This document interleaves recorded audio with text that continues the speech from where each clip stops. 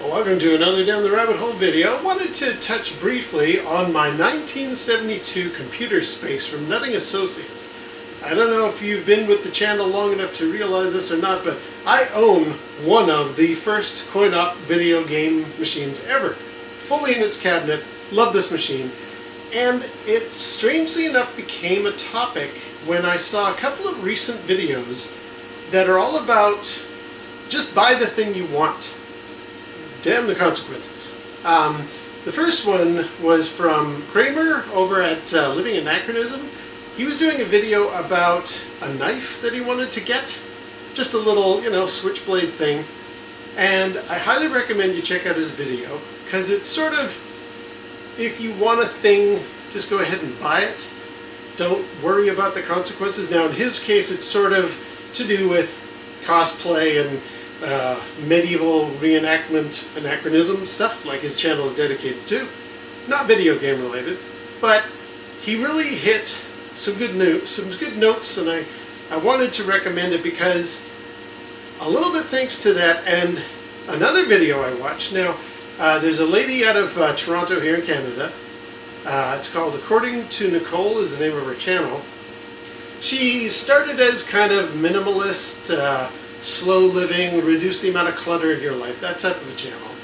And she moved on to financial advice. She does some pretty good videos about what to look for financially, how to, not like stock exchange advice, nothing like that, just more if you,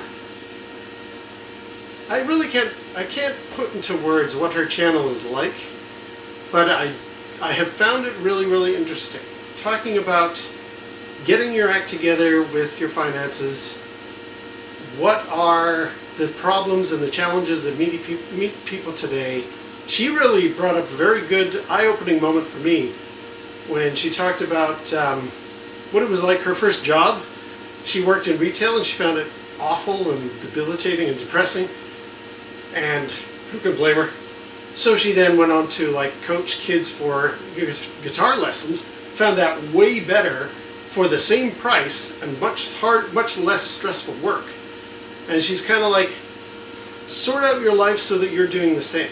I won't go into too much detail, but there was one video she did that surprised her and surprised me. It's all about this very fancy coffee machine that she bought. She had actually got it on Facebook Marketplace, I want to say, or the Canadian version of Craigslist, Kijiji, and it was really cheap. And she was thinking, I will turn it around, I'll flip it, and make a couple $100 on it. But she sat with it in her apartment and looked at it and looked at it. And she was just like, I'm not even a coffee drinker. Why do I have this coffee machine? And it was a financial pseudo-investment idea at the time. But then she just found she wanted it so badly, she opened it up and she started making coffee, and she started really enjoying coffee of hers. And it all kind of combined to make me remember when I got computer space. I was lucky enough to have the finances kicking around at the time, but in my head I was like, why are you going to buy a 1970s video game machine that's not very good, that has no redeeming qualities? It's just old. It's just one of the first. What are you thinking? Why are you doing that?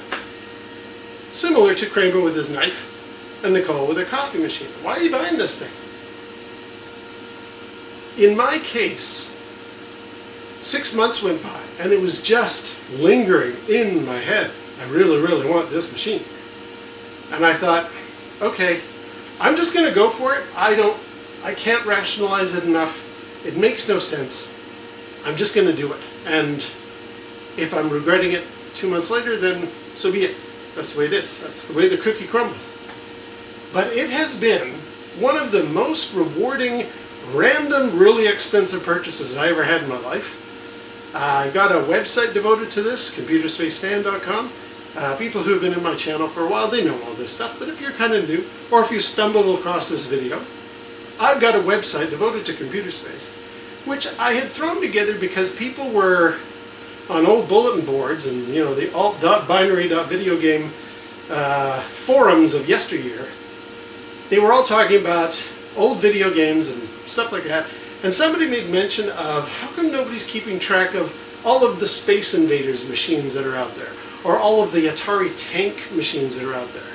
And I thought, hey, I should do a thing that's keeping track of all the computer spaces out there. Just not for like devious purposes, just more like, hey, how is serial number 12345 doing? Has he ever been near serial number 12346? I don't know. Let's write up a little story. Let's do a little page all about the different computer spaces that are still alive. How many were, what price tag, how many are still functional, where have they been, what parts of the world are they at, that type of thing. And it has been a hugely rewarding experience for me. I had some guys in the video game podcasting space years ago, Retro Gaming Roundup, Scott Schreiber, UK Mike, they approached me and they said, hey, we really like, because Scott also has a computer space, blue one, he said, it's really, really awesome what you're doing with your website. Do you mind if I post some information about it? Here's some things that might be helpful for you to know, etc. And I was like, yeah, sure, that's great, man. I met them at the Portland Retro Gaming Expo, had a great time, and from there, they interviewed Ted Dabney, who with Nolan Bushnell formed Atari. And they asked me, hey, do you mind like transcribing this interview? Because I don't know if they were just busy, or maybe they wanted to see would I help out with stuff. So I did. I read it all up and I sent it to them. And Scott, as a thank you, was like, hey, I'm going to pimp your website for Ted. He'd really get a kick out of that. And not only did Ted Dabney, the original creator of this machine, along with Nolan Bushnell, not only did he enjoy it, he actually emailed me. He said, hey, man, that's a really cool website you've got there. You know, here's some information about what was going on. And I was like, oh my God, Ted Dabney, co-founder of Atari, is talking to me. And I had been able to email him a few questions back and forth. Some people were asking, like, the famous Pong picture, who's the guy with the glasses in the middle? I know everybody else in that scene, Al Alcorn, Nolan Bushnell, and yourself, Ted Dabney.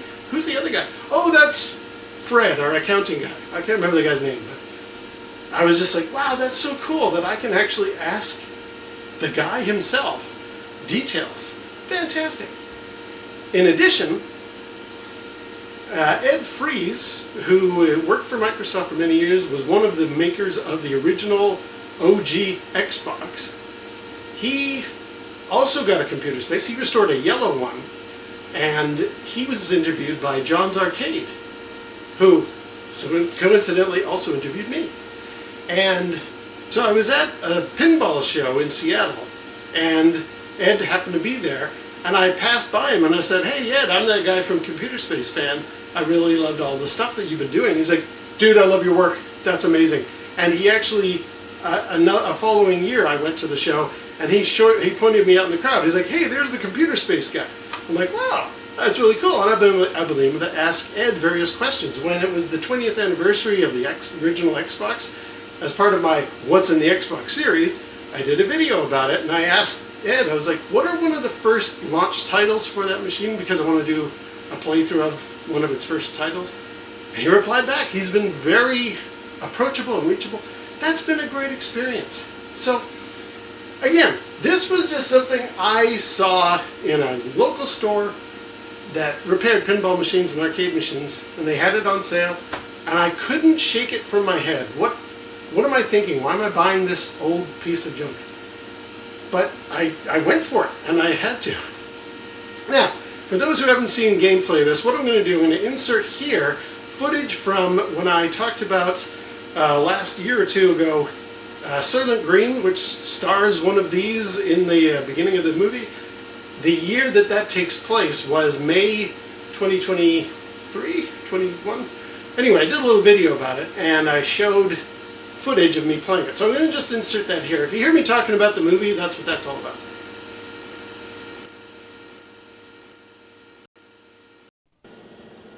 Okay, that's the game fired up. I told you it was pretty noisy, so I'm going to just go down here, pop in a quarter, and have a go.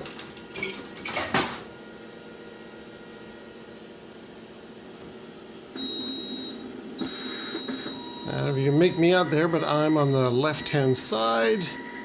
I'm the rocket, and I want to get those 2 UFOs if I can.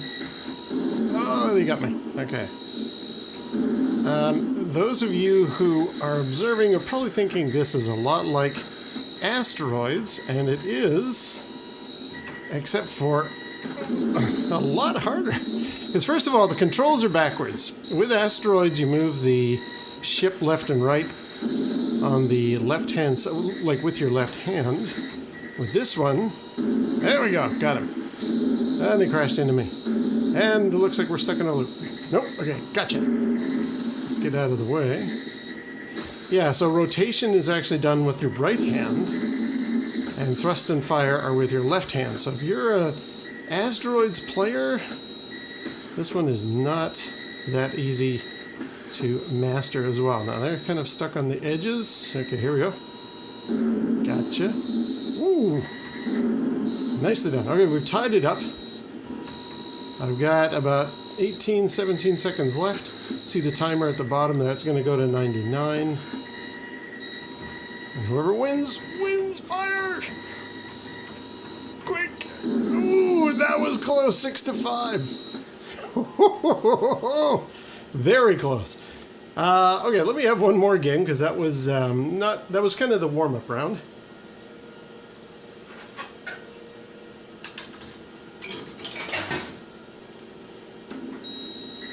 Okay, now that I've got my computer space sea legs back, let's hope.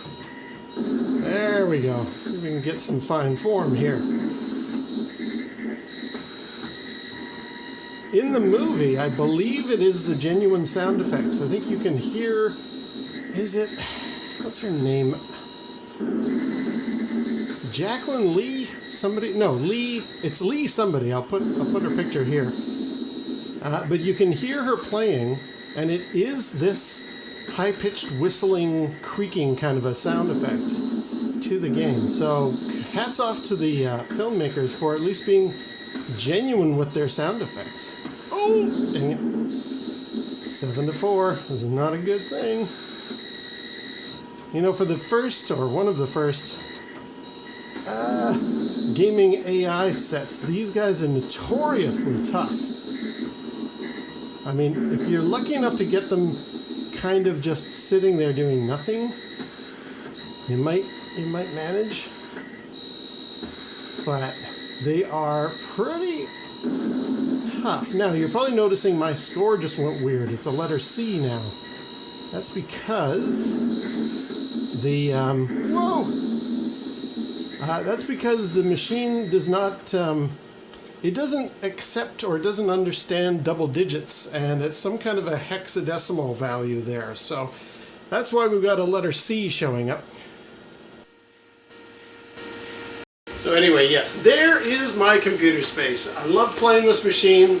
I love the fact that I own it. I hadn't anticipated buying it.